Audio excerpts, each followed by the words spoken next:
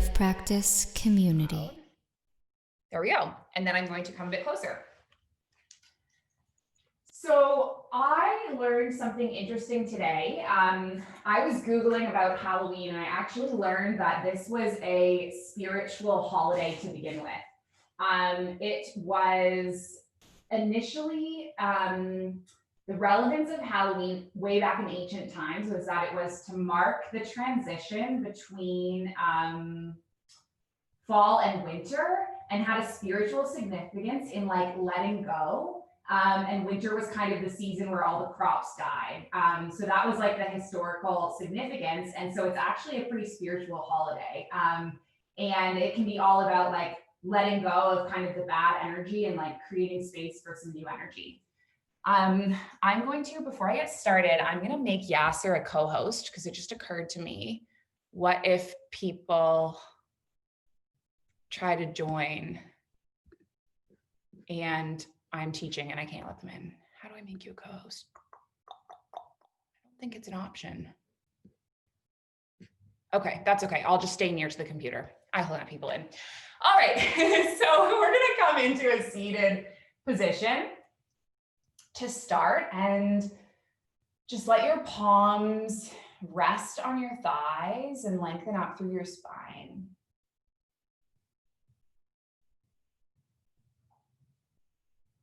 And for this portion of the class, we're going to start with a simple seated meditation and then move through a really simple warm-up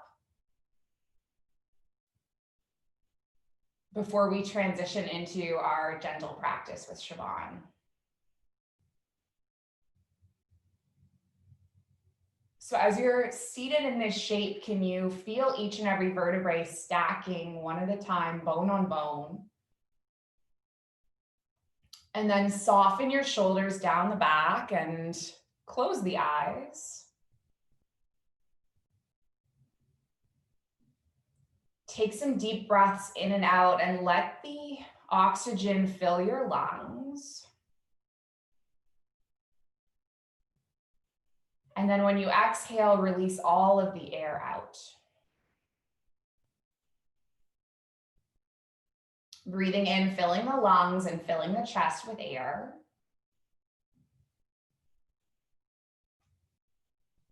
And then exhale, release. And here's our Halloween cat coming into the screen. One more breath in. One more breath out. And see if while you are breathing here, you can just identify anything that you need to let go of, anything you're clinging to that you no longer need in your life.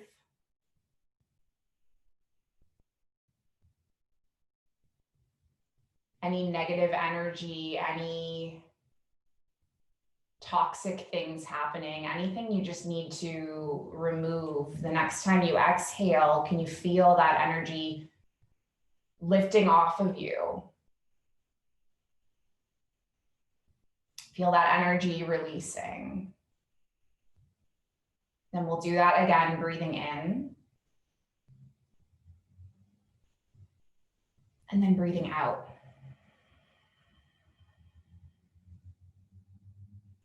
One more deep breath in. And then one more deep breath out.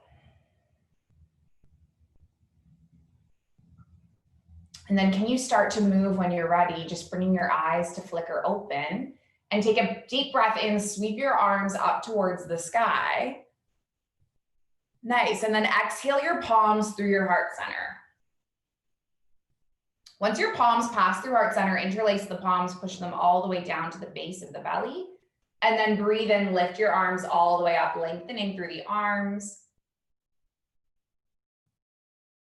And then exhale, palms together, trace them through heart center.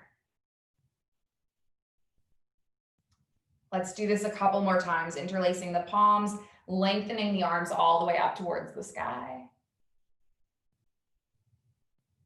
Nice, and then exhaling, tracing your palms through heart center.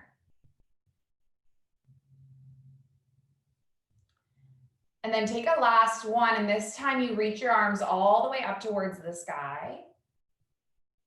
And then can you reach your arms over towards the right and create some space in your left side rib cage?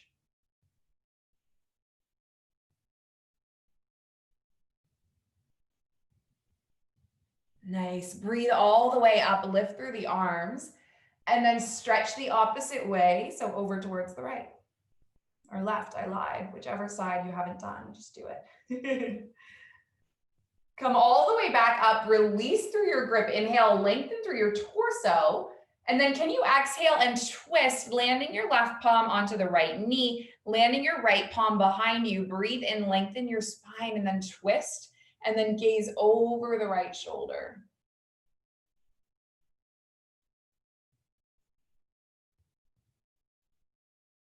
And then come all the way back through center, lengthening your arms. And then twist the opposite way.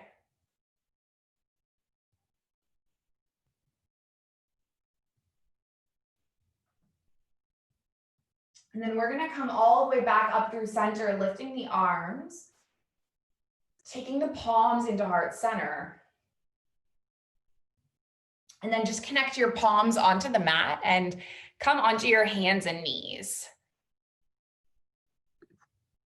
Nice. Wow, there's so many people. Just switched my view to gallery view. It's amazing. Press your palms onto the mat, rest your knees onto the mat. And then let's start with tilting the pelvis and moving through a few cat-cows. I was watching this amazing TED Talk today. Someone sent me about acro yoga. And the teacher was speaking about how yoga is a very kind of individual practice in the sense that when you're on your mat, it's just you and your mat. And you're learning about yourself as you move through all the poses. But also at the same time, yoga is a very community-oriented practice. Because even though we're separate on our mats and we're separate in different homes and different countries and continents all around the world right now, we're also together doing this practice. So even though it's like an individual experience for you and your body and your mat, can you feel that special energetic connection between us?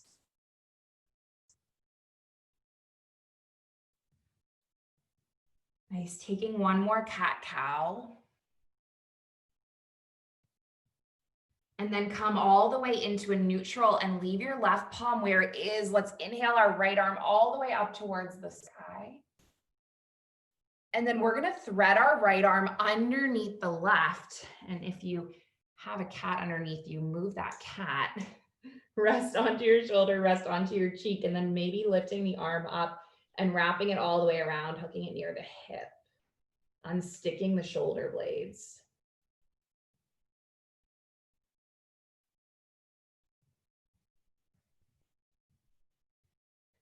And then come all the way back up through center, planting through the left palm, planting through the right palm. Nice. And then twisting the opposite way. Left arm reaches all the way up towards the sky. And then can you thread that left arm underneath the right and land onto the left shoulder, left cheek? Maybe you weave the arm up.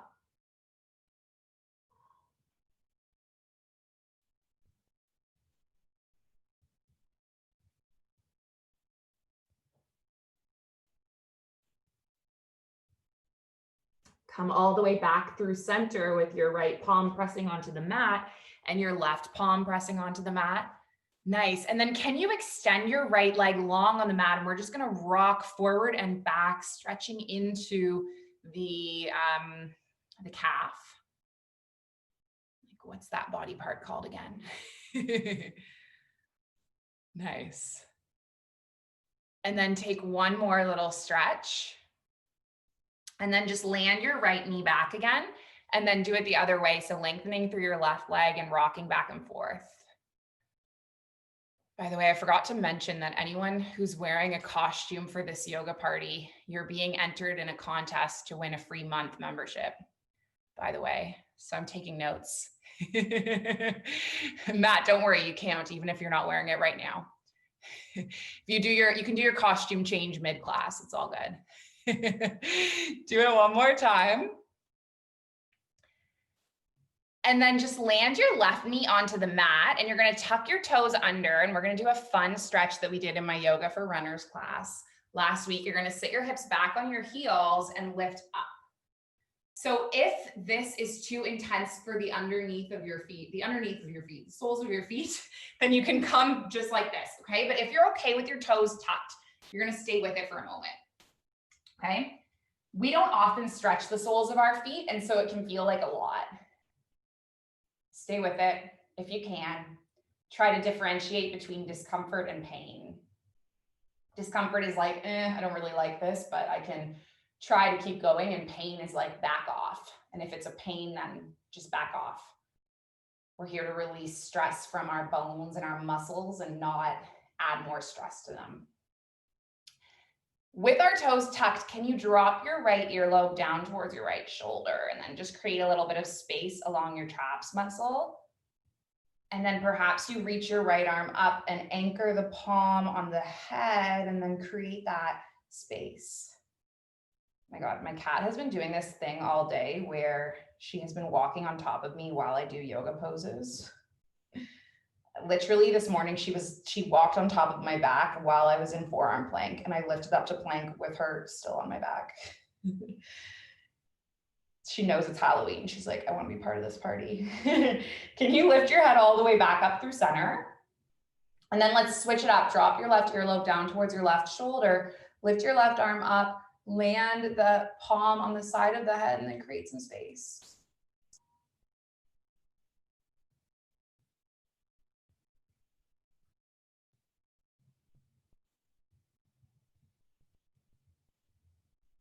The pose begins when you want to get out of this. Your feet are killing you. Just remind yourself, this will pass. This too shall pass. Like this pose, like this period of your life. Take one more breath. Nice. Lift your head all the way up. Release that. Take your palms onto the mat in front of you. Nice work. Untuck your toes, and then do this like paddle, paddle, paddle. Getting rid of all of that tension. Nice work. Okay, one more thing. Can you sit your hips back? And then can you lift your knees up and then stretch through the fronts of your ankles? And we so rarely stretch the fronts of our ankles, so this might be a lot. Again, remember, a little bit is enough. You don't need to really, really overdo it here. Nice, taking a few stretches or a few deep breaths. One more inhale. One more exhale. And then just bring your knees back onto the mat in front of you. Walk your hands forward. And you're going to bring either your knees wide or your knees together. And then just gently sit your hips back and rest on your heels, coming into your child's pose. And rest your forehead, or if you have face paint all over your face, you can keep it lifted like me. And let your whole upper body be heavy. Let your hips be heavy. And send your breath in and along your low back, and feel your low back gently lifting and rising with the breath. And then feel it gently falling and sinking with the breath.